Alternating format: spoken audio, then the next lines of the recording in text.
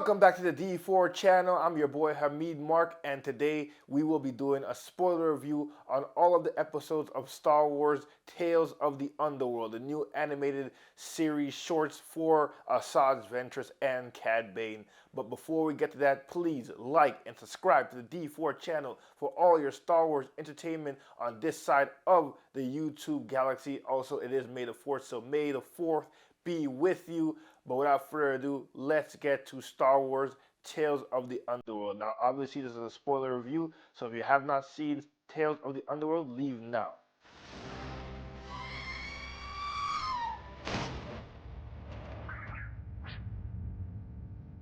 Wake up. Okay, so I'm going to start with the Asajj Ventress 3 episode tale.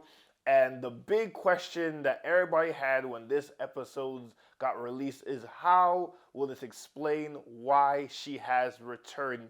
If you read Dark Disciple, you know that she died at the end at the book at the hands of Count Dooku. And a lot of people were saying that this this little short, these tales will explain and justify why we saw Asajj Ventress in the Bad Batch and why she's still around. And I have to say, the explanation they gave in the beginning of these tales is absolutely whack. I do not like it one bit. Now, I bet that's probably a surprise to some of y'all. Y'all probably thought I would have loved the explanation that the book is saved from being retconned. I thought that the beginning was a bunch of baloney. And now people are going to say, well, Darth Maul came back. Well, it was always presumed he's dead, and it's a lot cooler when you know that, because in the book it clearly states that she dies. In Darth Maul's case, like, he gets cut in half, so you assume he's dead.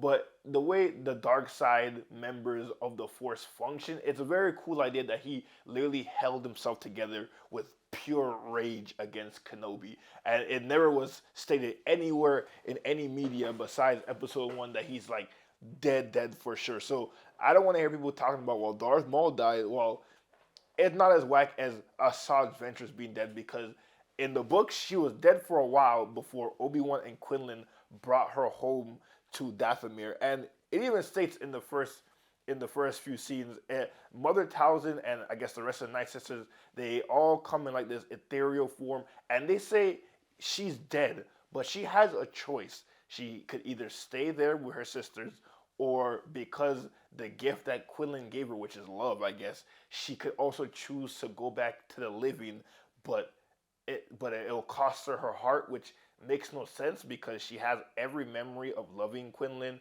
As far as I can tell, she still loves Quinlan, but she gets to choose to come back. Now, I know they're Night Sisters, and maybe something with that planet, the waters, the mysticism of the Night Sisters kind of helped that along.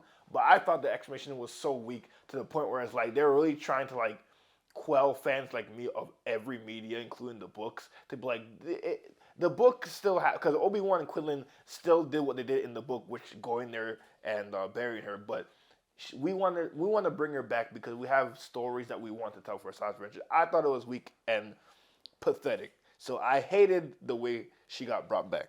Now, that being said, I love that Asajj Ventress, we could add to the very small list of characters in the Star Wars galaxy that has a proper redemption arc. Now, we got a little bit of it at like the tail end of the Clone Wars, where when Dooku betrayed her and she's trying to find her. Well, we got a little bit of that, but now we really see her atoning and redeeming herself for many years of atrocities against the galaxy and specifically against the Jedi. And these three tales were basically her finding a Jedi youngling or Padawan on the run from the Empire. I'm assuming this is a few years after Revenge of the Sith and after Order 66, because now the path that we've heard from Obi-Wan Kenobi series and the Star Wars Jedi games are mentioned, and it seems to be fully established, and many people know from the Obi-Wan series that Quinlan is part of the path, and I think he's kind of one of the ones who helped set it up for Jedi to escape.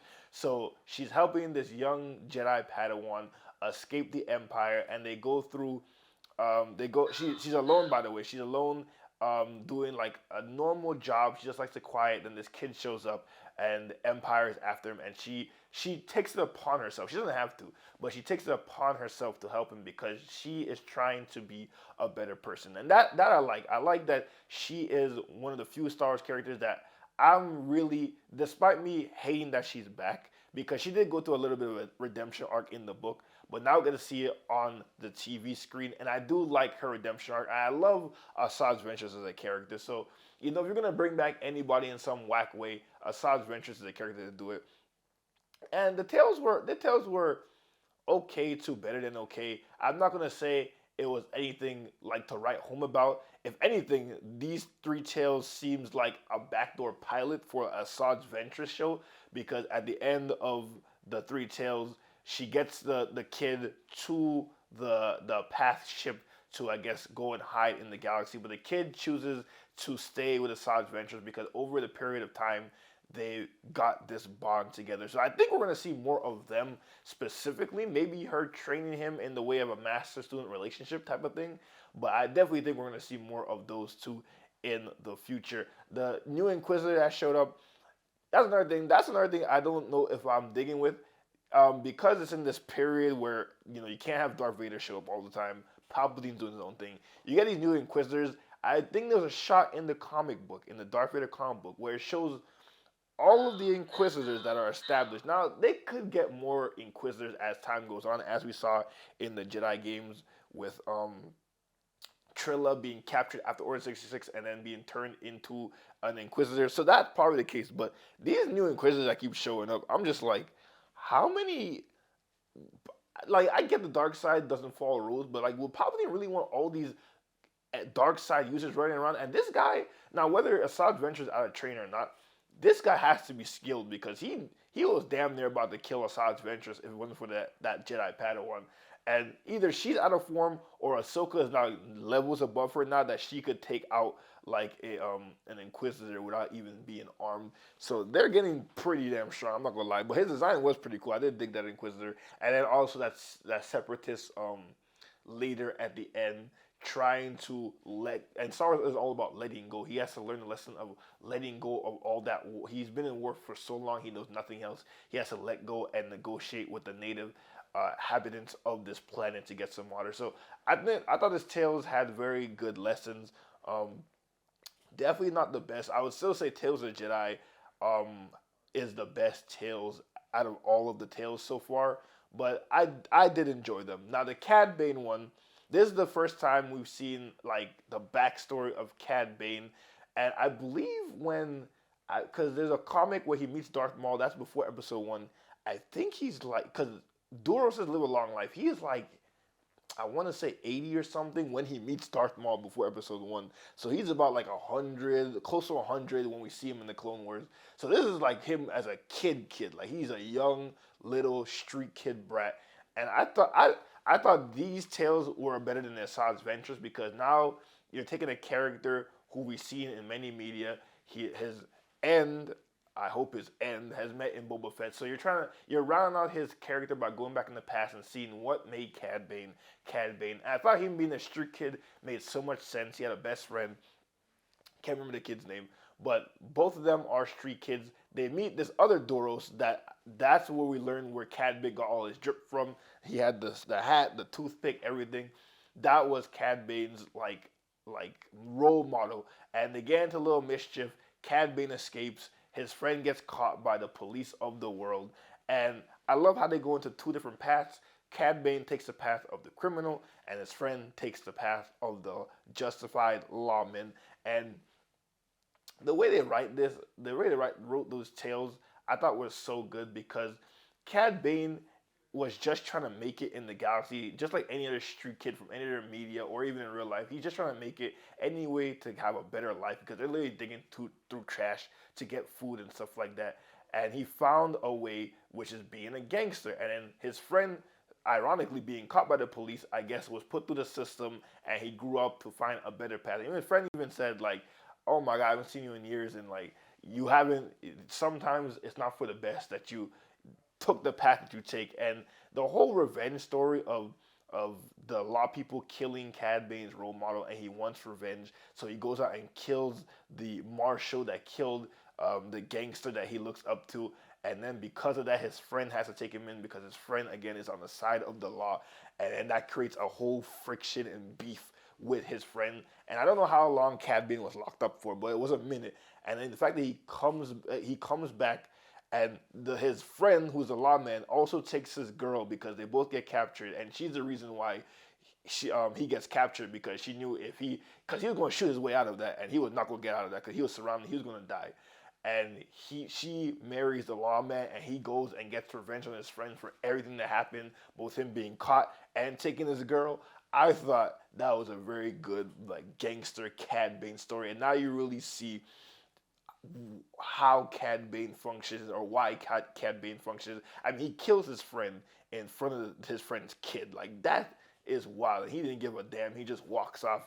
And now when you see him in the Clone Wars and you see him in Boba Fett, you really know where this Duros is coming from. He is not a good guy, but he is damaged, and that is why he is not a good guy, and that is why probably he's one of the best, if not damn near the best bounty hunter in the galaxy before Boba Fett shows up. So I thought those tales were excellent. It's the complete arc story, whereas Asajj Ventress' arc in the tales definitely seemed like kind of like a backdoor pilot. So I like that more complete storytelling for Cad Bane.